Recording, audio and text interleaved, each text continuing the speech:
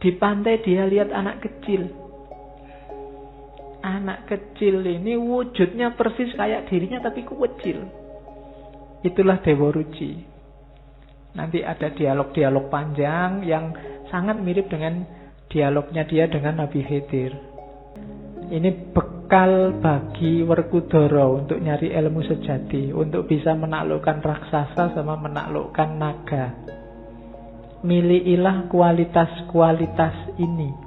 Dewa Ruci itu, ini kisahnya salah satu Pandhawa. Pandhawa itu, saya sengaja nggak memasukkan filsafat wayangnya Sunan Kalijaga di ngaji yang ini. Kapan-kapan kita ngomong khusus tentang filsafat wayangnya.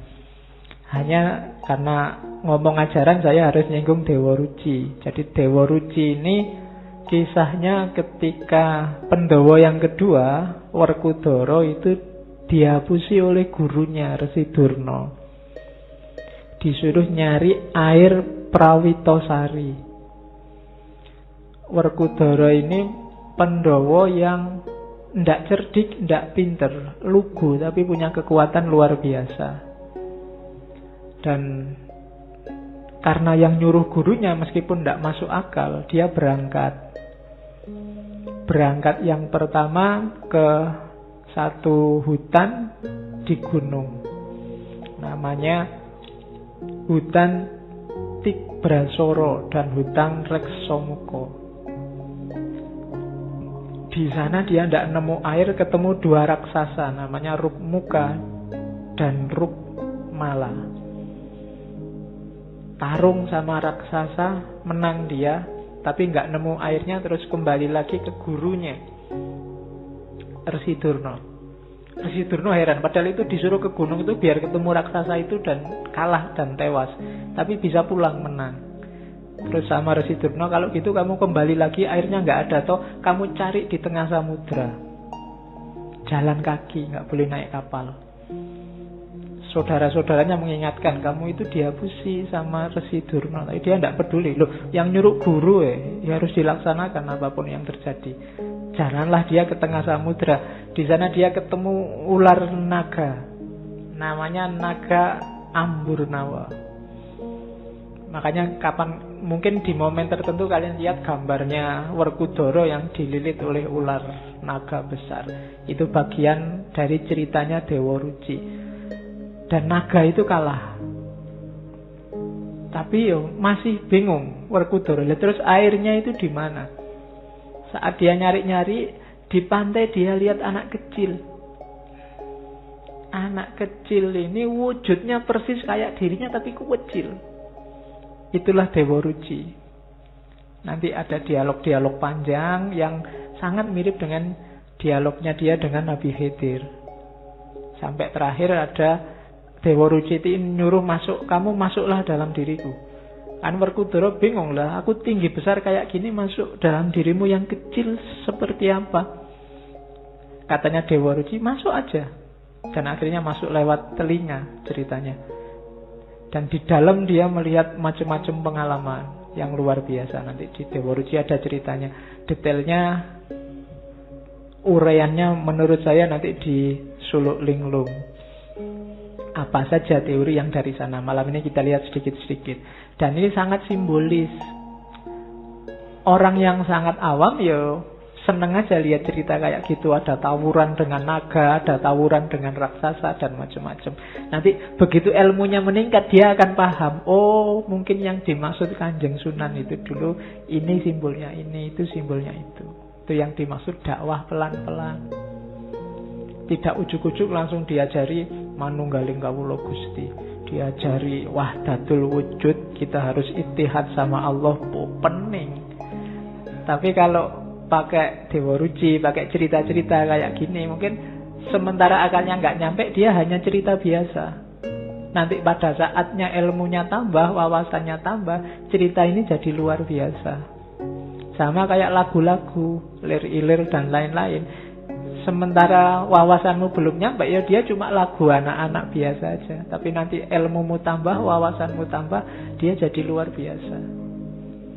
Itulah yang bikin Al-Quran selalu nyuruh bacalah, selalu nyuruh kita pahamilah dirimu dan lingkungan sekelilingmu. Jangan merasa sudah, belum.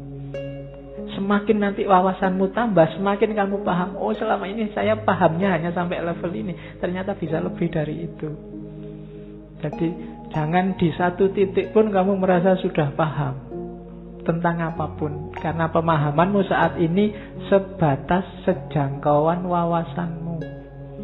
Siapa tahu nanti wawasanmu tambah, ya kamu lebih luas lagi pemahamanmu. Maka jangan berhenti, cari ilmu harus terus, minal mahdi ilal lahdi. Oke, simbolismenya itu ya, itu saya tulis di situ. Kalau Dewa Ruci, kisah Dewa Ruci ya sebenarnya simbolisme cerita Mangnunggaling Kawula Gusti. Air Perwitosari itu ilmu sejati. Kalau gunung sama hutan itu ya simbol halangan-halangannya. Rukmuka, Rukmala itu halangan juga, halangan namanya Kamukten dan Kamulyan. Kalau Kamukten itu hubungannya sama kekayaan materi, Kamulyan itu kekayaan spiritual, status sosial. Orang mulia dan mukti. Ini juga jadi halangan kalau bagi orang sufi. Sering-sering orang berhenti di situ atau jadi merasa besar di situ. Duitnya tambah banyak, apa-apa bisa dibeli, segalanya bisa dipenuhi, mukti sudah hidup kita. Apalagi terus status sosialnya meningkat, mulia kita di tengah masyarakat. Dan ini harus dikalahkan. Jangan sampai kemuliaan dan kemuktian ini menjadi penghalang kita ketemu sama Allah. Karena kita merasa besar, merasa penting, merasa lebih dari yang lain. Itu harus ditaklukkan juga. Termasuk ular naga, nafsu, hasrat, ego. Kalau raksasanya kalah, ular naganya kalah, kita akan ketemu Dewa Ruci, ilmu sejati. Itu nanti simbolismenya. Kapan-kapan kita bedah lebih detail. Saya ingin masuk ke ininya. Ini bekal bagi Werkudara untuk nyari ilmu sejati, untuk bisa menaklukkan raksasa sama menaklukkan naga. Milikilah kualitas-kualitas ini. Yang pertama rilo, bahasa Arabnya ridho. Yang kedua legowo. Yang ketiga nerimo. Yang keempat anurogo. Yang kelima eling. Yang keenam santoso, yang ketujuh gembira, yang kedelapan rahayu, terus wilujengan, marsudi kaweruh, semedi dan ngurang-ngurangi. Rada abot iki ketoke. Ayo, oke ya. Satu-satu. Ini bahasa Jawa ya, semoga tidak ruming. Rilo itu bahasa Arabnya ridho. Bahasa gantinya itu ikhlas. Jadi ikhlas itu di luar hasrat. Hanya Tuhan, hanya Allah yang jadi awal dan akhirnya. Setelah itu legowo. Legowo itu apa? Boleh apa saja terjadi, tidak apa-apa. Itu legowo. Tidak memberati apapun. Kehilangan juga tidak apa-apa. Asal bukan kehilangan Allah, itu legowo. Punya apa saja, tidak apa-apa. Asal Allahnya tidak hilang, itu legowo. Nilai dari A terus jadi E, nggak masalah. Yang penting Allahnya nggak hilang. Dari punya pacar cakep terus diputus, dapat lagi, standarnya kok di bawahnya, ndak apa-apa, legowo aja. Ya, itu namanya legowo. Legowo bisa di awal, bisa di akhir. Kalau yang pasti di akhir itu nerimo. Kalau nerimo ini dapat apa saja oke. Ndak menyesal, ndak menuntut apa-apa. Bahasa agamanya qanaah. Punya wajah jelek, diterima aja. Ndak punya uang, diterima aja. Ndak pinter, IP jeblok, diterima aja. Oh, ini kan berat. Kita kan manusia hari ini susah nerima. Semua orang menuntut hari ini. Menuntut keinginannya agar terpenuhi, menuntut egonya agar terpenuhi, dan seterusnya. Jadi nerimo. Setelah itu rendah hati, anurogo. Ndak boleh sombong, ndak boleh aku, ndak boleh merasa besar. Terus eling. Untuk bisa 4 yang di atas itu harus eling. Eling itu bukan lawan dari tidur atau pingsan. Eling itu frekuensimu nyambung terus sama Allah. Eling. Mau apa aja kamu eling. Mau minum gini, ingat Allah terus bismillah. Kalau ndak eling, minum ya minum aja, haus ya Pak, kan gitu.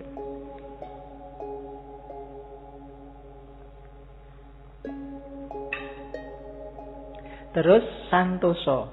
Ini bukan nama orang ya. Bukan nama PO bis juga. Santoso itu di Indonesia kan jadi sentosa. Makna pasnya itu selalu berada di jalan yang benar. Biar santoso, maka setiap kali baca Fatihah kamu berdoa ihdinas sirotol mustaqim. Jadi sebenarnya jalan yang benar itu kita semua sudah tahu. Tinggal mau konsisten apa enggak. Biar hidupmu santosa, konsistenlah dengan jalan yang benar. Terus gembira. Untuk menuju ilmu sejati nggak boleh stres, nggak boleh depresi. Orang stres dan depresi itu orang yang tidak rilo, tidak legowo, tidak nerimo. Tapi kalau kamu rilo, legowo, nerimo, kamu mesti ceria terus. Nggak ada sumpeknya. Kamu galau, sumpek, itu kan keinginanmu tidak terpenuhi, cita-citamu gagal, masa lalumu jelek. Kan itu. Itu berarti kamu tidak rilo, tidak legowo, tidak nerimo. Biar rilo, legowo, nerimo, ya gembira. Orang yang sudah mempunyai 3 karakter itu pasti gembira, ceria. Dari wajahnya kelihatan. Jadi orang dekat juga enak, tidak mencurang, tidak sumpek, suntuk, diajak ngobrol nggak enak. Dari mana Mas? Dari belakang. Mau kemana? Mau ke depan. Susah. Dari mana Thomas? Kok jalan kaki aja? Emangnya harus ngerangkak? Susah diajak ngomong. Jawabnya nggak enak terus, nggak ceria. Hidup jadi beban. Nggak akan ketemu ilmu sejati. Orang kayak gini mesti mengeluh terus. Ya. Terus rahayu. Rahayu itu biasanya kita pakai ini ya, hayu, rahayu. Hatinya selalu ingin melakukan yang baik. Makanya Islam kenal assalamualaikum, agama yang lain ada yang pakai istilah rahayu. Itu berarti mengharapkan orang lain dalam kondisi baik, selamat selalu. Selanjutnya wilujengan. Jangan salah, untuk cari ilmu sejati juga kamu harus wilujeng, harus sehat. Jangan mentang-mentang saya mau ilmu sejati tirakat terus poso, ndak makan, ndak minum, ndak merokok, ya kecut. Ya, sehatlah ya. Sehat dulu baru bisa semua ini. Lah kalau kamu sakit ya mikir gembira, mikir santosa, eleng ya abot. Sehat. Jaga kesehatan. Jangan melakukan hal-hal yang mencederai kesehatanmu. Itu menunjukkan kamu tidak amanah. Karena badanmu, fisikmu itu titipannya Allah, bukan milikmu yang bisa kamu pakai sesuka hatimu. Itu amanat dari Allah, dijaga. Kalau memang tidak ada yang penting ya tidak usah melekan. Kalau memang nggak pepet karena nggak ada uang ya makanlah 3 kali sehari. Kalau tidak ada uang ya utang lah. Ya, kalau sudah terlalu banyak utang ya ganti warung. Yang belum ada utangnya. Ayo. Lo kan gampang ya, tinggal pindah angkringan di sebelah kan sudah utang yang baru. Tidak apa-apa. Ya kalau ada yang nagih marah-marah ya bilang aja ini menjaga amanahnya Allah ini loh kok berat. Oke, terus sehat ya badannya, baru setelah itu marsudi kawero, nambah wawasan terus, jangan berhenti-berhenti. Sampai besok-besok, tidak boleh merasa pintar meskipun sudah jadi profesor, jadi luar negeri, jadi wis nggak masalah wis. Tetap marsudi kawero, jangan merasa sudah. Harus selalu belum untuk ilmu ya. Setelah itu semedi. Semedi ini fungsinya introspeksi ke dalam. Yang dilakukan di atas tadi semuanya sudah pas apa belum? Kalau bahasa agamanya tafakkur muhasabah. Harus ada fase ininya. Dan yang terakhir ngurang-ngurangi. Ndak boros, ndak kakean turu, ndak kakean makan, ndak dikurangi dikit-dikit. Jangan berlebihan lawannya, mengurangi kan ngeluih-ngeluih, ndak boleh. Kalau urusan dunia, urusan apapun yang tidak esensial, kurangilah. Kamu sendiri ngerti mana yang harus dikurang-kurangi. Berapa jam harus begini, berapa jam harus begitu, dan seterusnya. Minggu lalu saya bilang misalnya HP, smartphone-mu itu harusnya berapa jam sehari kamu pakai. Karena kalau penelitian terbaru minggu lalu saya bilang kan orang Indonesia itu rata-rata 9 jam. Dilihat mungkin penelitiannya lewat provider itu. Jadi hitunganku 9 jam itu sudah luar biasa. Wong tidur manusia dewasa aja 7 jam. Itu 9 jam. Jadi yo kurangilah dikit-dikit. Yo 9 jam kurang 5 menit lah sebentar. Yo kan pelan-pelan terus 9 jam kurang 10 menit, 9 jam dikurangi. Kalau selama ini bangun tidur yang dicari dulu HP, terus ada WA apa. Yo sekali-sekali nggak usah nyari HP dulu lah. Begitu mau nyari HP, andaan nanti aja tak buka jam-jam 8. Kalau memang sangat penting kan masuk di WA, mestinya kan telepon kan gitu pikiranmu biar gak was-was. Jangan-jangan ada yang komentari aku nih, jangan-jangan ada yang ya ngomong aku nih, kan selalu kalian gitu tuh. Begitu kamu posting itu biasanya wis kamu jangan-jangan ada yang komentari nih, ada yang jempol nggak, ada yang kan gitu terus. Jadi kamu terpaku di situ terus. Oke, dikurang-kurangi ya dikit-dikit. Demi yang lebih penting, ilmu sejati.